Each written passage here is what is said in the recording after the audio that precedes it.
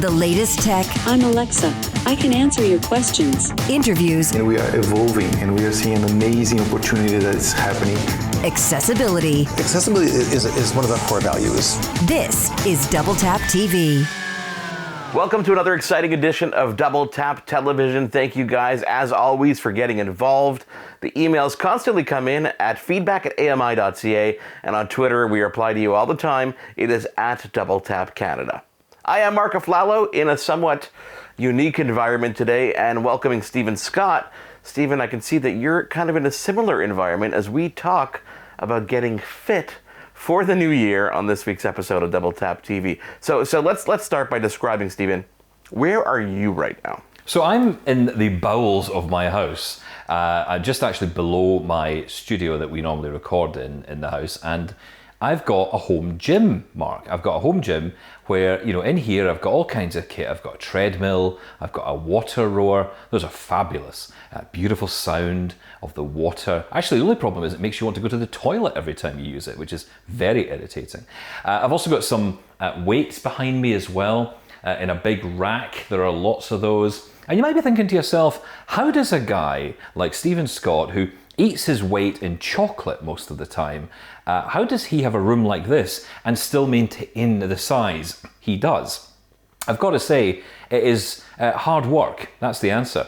The answer is also that I don't use this room. This is my wife's room. In fact, what you can't see behind the camera is the chest freezer where the ice cream and the fun stuff is stored. That's the only reason I ever use this room. Okay, well, to give you an indication of what's going on here, you're actually in my bedroom, guys. Oh. Everybody at home, you are in Mark Aflalo's bedroom.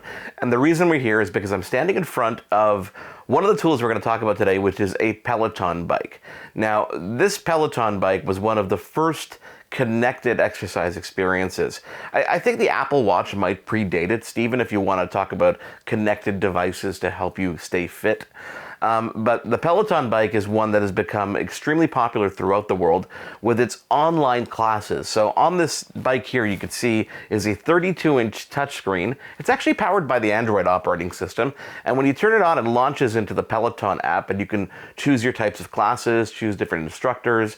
There's a combination of live rides if you want to join something that's scheduled or already in progress. You can also browse through a library of on-demand classes that might exist. Yeah, that's right. I mean, you mentioned the Fitbit, you've mentioned the Apple Watch. These are the first devices that I can think of that were connected, but it was the Apple Watch when it really got accessible. That was the first time that we saw an accessible smartwatch that had all these functions in it. And of course, the Apple Watch is a great watch. And if you're a blind guy, or a blind girl, you're likely to spend a lot of money on what is a talking watch. And of course, the great thing about the Apple Watch is it talks, but it does other things like read your messages or give you your Twitter alerts or tell you the breaking news or give you your health advice. All of that spoken to you from its screen, direct to your ear if you wish. So, really, really smart technology. And the ability that this new version that we have now, the Series 6 with ECG capability, with this new blood oxygen monitoring capability, being able to monitor your heart rate, these are really, really important functions that can help you. And when you pair that with something like Apple Fitness Plus, again, a supremely accessible experience for someone with sight loss, you're able to use that together with, say, an Apple TV or your iPad or your iPhone, and it's giving you those real-time stats while you are exercising. And even I am able to understand what my heart rate is, how long I've been going. That's the one I'm always interested in. How long's this been going?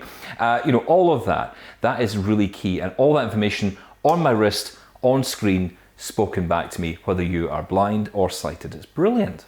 Stephen, when it comes to Peloton, one of the things that was restricting people with disabilities, or especially visual impairment, from using the bike is the fact that there was no accessibility features built in, which was surprising because it's built on the Android operating system. So, I'm going to log into my account over here, and it's going to show me all the stats, how many rides I've done, and we're not going to tell you that today because I don't want to embarrass other people who have done so many more workouts than I have. have. But I do want to show people just how easy it is to turn on the accessibility features. You literally hit the settings button in the top right-hand corner, and then you go to device settings, and then it brings up a very familiar interface for those people who are Android users. Now, you swipe all the way down, and you'll see right at the bottom, accessibility. And when you hit accessibility, you're presented with 3 features. Again, very Android-like. Talkback, you could turn it on or off, select to speak, and switch access. So there's lots of different ways that you can use accessibility now, and Peloton has worked these core features into their app itself, so you've got a lot more description as to what's going on, very similar to the feedback that you're getting on Apple Fitness Plus. Now, when you talk about Peloton, you're having to buy that bike, which is a connected bike, and it's got all the fancy bits in it to make it work. It's got, of course, the account that you have to have in order for it to operate. You've got to sign up and pay monthly and all of that. And yes, that's true with Apple Fitness Plus as well. But in terms of hardware, you can use dumb hardware, which is great, right? You know, one of the issues I have with my treadmill here and with my rower is that there's lots of information on that screen that I just can't see. Lots of information, I just don't know what's going on. So when I put it on, I'm putting it on a level I can just about understand and get to. I know how to raise the speed or, incline, change the incline, whatever it might be. But that's about it. Whereas with something like Apple Fitness Plus, I'm getting that information. They're guiding me through, actually helping me create those routines, those workouts that will make the difference. And it's the same with the rower. It's the same if you want to improve the strength or core. You can use dumbbells or weights for that as well. And all of that information, again, is audibly provided to you in a similar way to the Peloton, but maybe not with the price tag to go with it. Stephen, you get on to your piece of exercise equipment over there. I've got my Peloton shoes I got to strap on, which got the Peloton cleats that hop into the pedals and make it easier to support my body weight, of course. I've got my little towel ready to go. So we're gonna take a quick break. We're gonna hop on our exercise equipment. Let's get a sweat going during the break and come back and see where we're at here on Double Tap TV. Love Double Tap TV? Listen to AMI Audio for Double Tap Canada every Thursday at 8 p.m. Eastern for news and reviews on everything tech.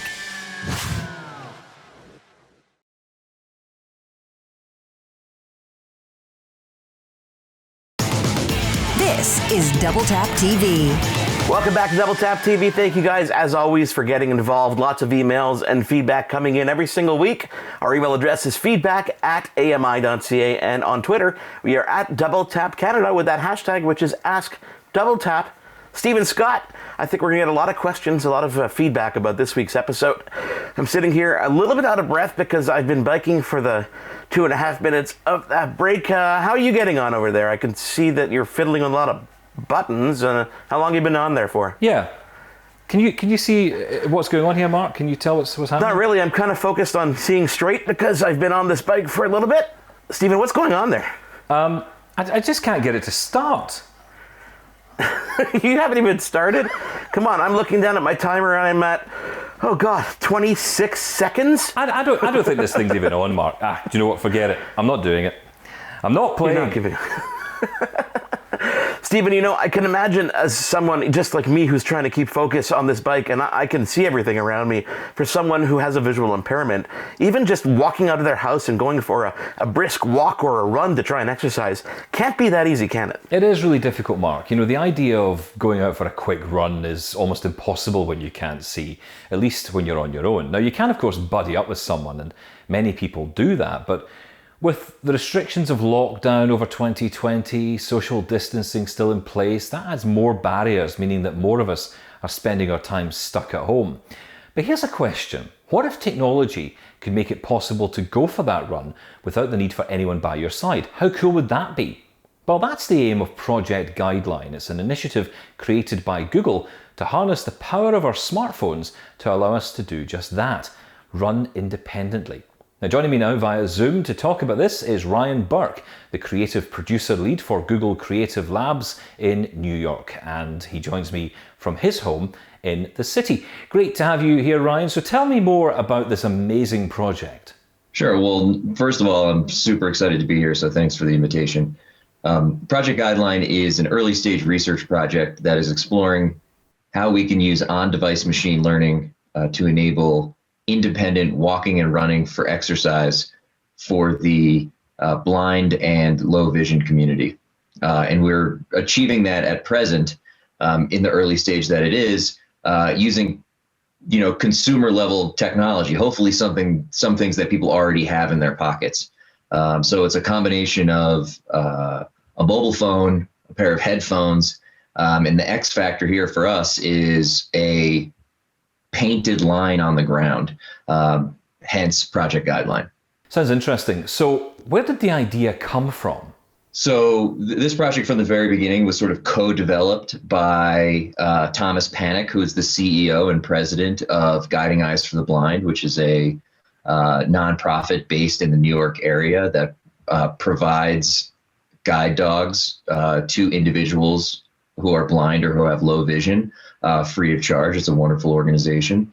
And the true origin is such that when I was much younger, my two younger sisters were volunteers at Guiding Eyes for the Blind, part of their home socialization program. So as the puppies are growing up, they need to be exposed to different environments, to different people. So we were lucky to have, maybe once a month, have 2 Labrador Retriever puppies come to the house, and our job was just to play with them.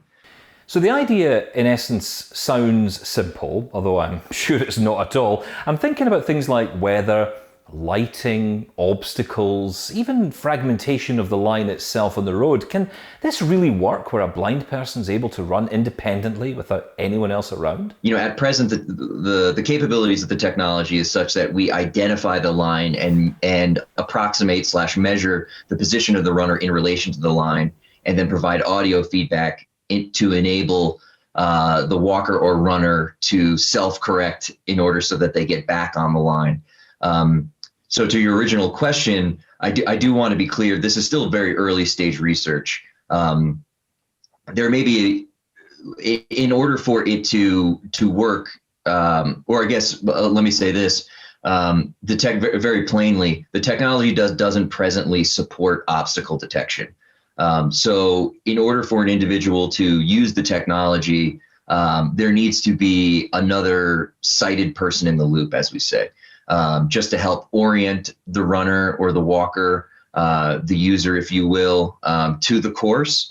And then also just have them do a once over to make sure that there are no overhanging branches or there are no sticks or rocks in the path, et cetera. Obstacle detection is something that we're very excited about, and it's something that we're going to be looking at next. But I just want to be clear that for now, that is not part of the capability set of the technology. I think, to be honest, there are people out there who will just be so pleased to hear that this is even being considered, Ryan.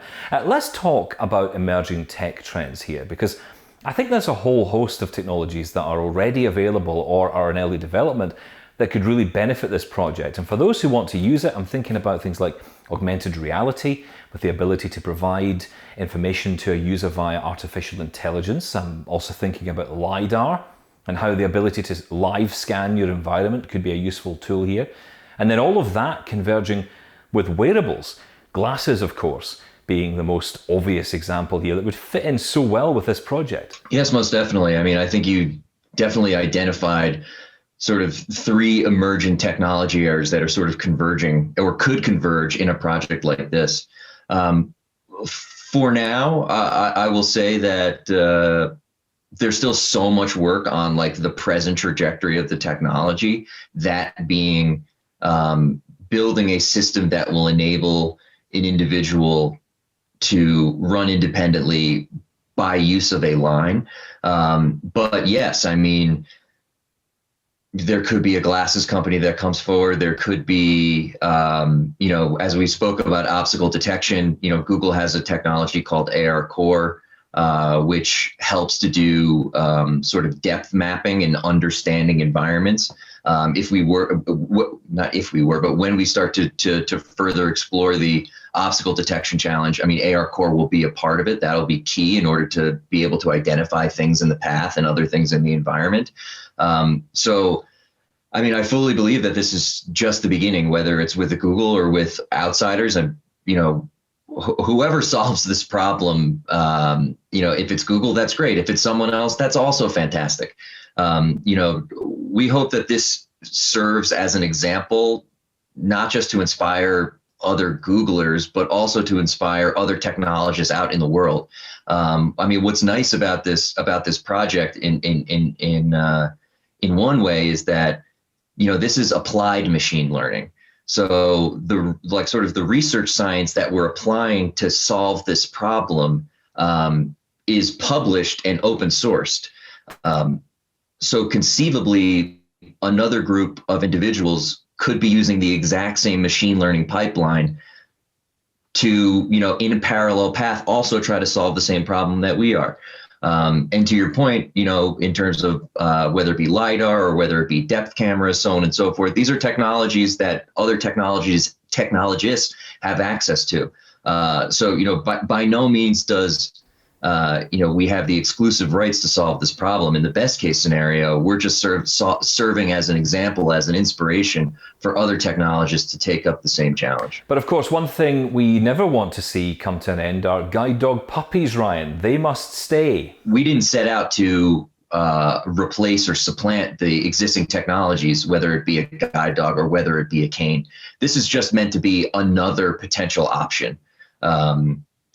Maybe used in conjunction or maybe used on its own in very, constrained environments. But by no means are we interested in doing any sort of replacing. This is purely a complementary and offering another option to those out there who would like to try it.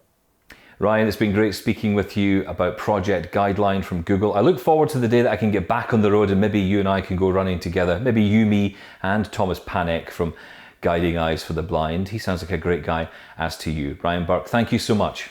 That was Stephen Scott in conversation with Ryan Burke, and I'm still a little bit out of, I'm out of shape for sure, but out of breath a bit because I'm sitting here riding the Peloton. I think I'm going to wind down and switch to a little wind down ride as we head into another break. Let's come back and let's dive into Apple Fitness a little bit more because this is the newest entry on the block. And I want to get your experience, Stephen. I know that obviously wearing your watch is essential to that service. I want to understand how that all works, especially for someone with visual impairment. For more great Double Tap TV content, visit ami.ca/doubletap.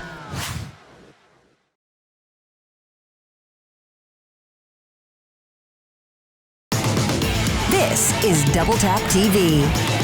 We are back on Double Tap TV. Thank you guys again so much for being here. I am Mark Aflalo, as always, joined by Stephen Scott. Both of us in our respective home gyms, I would call them. Mine happens to be a corner of the bedroom where the wife takes over for a couple hours a day, whereas towards the end of the day, Steve and I dive on for about 10 to 12 minutes and work up whatever sweat or whatever capacity I can probably do. Now, I know that you have had the opportunity to dive into Apple Fitness Plus. Was that easy to sign up for? Because it kind of just popped up one day and it was there after an iOS update. That's right. And I must admit, I'm often very skeptical of these things. I mean, I'm skeptical of any exercise, to be honest, because it involves doing something, and I'm against that most of the time. But on this one occasion, I've got to say, I was rather intrigued by what Apple Fitness offered, mainly because I know how Apple are so committed to accessibility. So I thought, well, okay, I'm really hopeful that I'll be able to follow along with all of these classes and events that happen as a result of the Apple Fitness Club, if you like. And I logged in, I set everything up, and it was a very easy experience. I used the Apple TV to get the Apple Fitness app up and running. It guides you via your watch to set up as well, so the two essentially link together. And of course you can do this with multiple watches and multiple people in the family. And again, all of that is fully accessible because I've got VoiceOver on my watch. I'm not actually wearing my watch at the moment, which is kind of tells you all you need to know about my commitment to fitness. But my Apple Fitness app popped up on my watch at the time and it gave me all the information that I needed. I was able to swipe through and select settings and all the rest, and it wasn't really that much to do. It was quite a very simple setup, essentially just saying okay to having your watch and your TV link up. Once that's done, you're then into the app on the TV. Now, of course, this could be on your phone, it could be on your iPad as well. It's not just exclusive to Apple TV. Stephen, do you have to have a visual component to it? Do you have to have a TV or an iPad in front of you to take the class, or could you do it solely on the watch? No, you need to have a device of some kind. You have to connect it to either a phone or an iPad or an Apple TV. You have to have something else. You can control the whole workout via the watch. What the watch is really doing is it's tracking your measurements. It's tracking your vitals as you go along. It's watching your heart rate. It's keeping an eye on those activity rings as well. What's great is if you use the Apple TV, all of that is displayed on the screen whilst you're taking part in a class, which is really cool. I'd like to see Apple maybe consider a bit more description in the delivery, because it would be really nice, like you've just said, to be able to listen to these classes, not necessarily watch them. Maybe that will come in time, but we're not there yet. But the overall experience is good. You know, it's funny that you mentioned that, because I was thinking to myself, a traditional, workout class, whether, if you go into a cycling class or a spinning class, for example, you already have a preconceived notion of what's around you and what's involved and where knobs are or certain things like that. So I think with a little bit of effort, if they add a little bit more what we call integrated described video, where they're talking a little bit more descriptively about what's going on, I think that'll add so much more to the experience. But I think there's a little bit of description there already, just by the nature of you, knowing what kind of class you're going into. And in a lot of these classes, especially when it's, weights and resistance bands and stuff like that, they're describing what you need to do anyway. So a little bit more description, a little bit more effort into it, and it can go a long way for someone who can't see what's going on. Well, that's right. But I mean, if you get on a rower, for example, you kind of know what you're going to have to do, right? I mean, you didn't buy a rower and then just leave it in the cupboard and forget about it and then have no idea what the purpose of it was anyway. Of course, you know what it does. You know you're going to have to grab that handle, you're going to have to pull it towards you, and so be it. And I think that's the key point here. Again, I mentioned this earlier, you can use the equipment you already have at home. If you have a treadmill that is essentially a clothes holder, really, which most of them are used as, use that. If you've got a spin bike, or you've got an exercise bike, or a rower at home, or you've even just got some dumbbells, or you've even just got a spare room that you've got some space in, that's what to use, and you can find the right exercise for you. There are many on offer, and they're always being updated. So, lots of opportunities to get involved in it, and that's what's brilliant. Lots of different ways. You don't have to go out and spend thousands on a Peloton like one Marco Flallo might have done. Yeah, listen, I'm financing this over like 8 years, so it better do something in that 8-year period, I'll tell you that. The other thing about Apple Fitness is that it's portable. You could take it anywhere. You can do things in the office. You can do things on the go, whether you're traveling. I mean, not that anybody's traveling these days, but you get where I'm going with this. Stephen Scott, thank you as always for being here. Try to get that thing working. Maybe next time you'll actually be able to show us some progress. I've got a hammer here. I might see if that'll do it. Give it a bit of a... It is Double Tap TV. On behalf of Stephen Scott, I am Marco Flallo. Thank you for being here. We'll chat with you again next week. For more great Double Tap TV content, visit ami.ca/doubletap. Hosted by Marco Flallo and Stephen Scott. Editing, Will Latar. Production assistants, Wendy Kaufman. Content review, Zachary Flallo. Social media, Andy Wynn. Segment producer, Sean Priest. Voiceover, Anna Vicino. Integrated Described Video Specialist, Ron Rickford. Coordinating producer, Jennifer Johnson. Director, Production, Kara Nye. Director Programming, Brian Perdue. VP Content Development and Programming, John Melville. President and CEO, David Arrington. Copyright 2021, Accessible Media, Inc.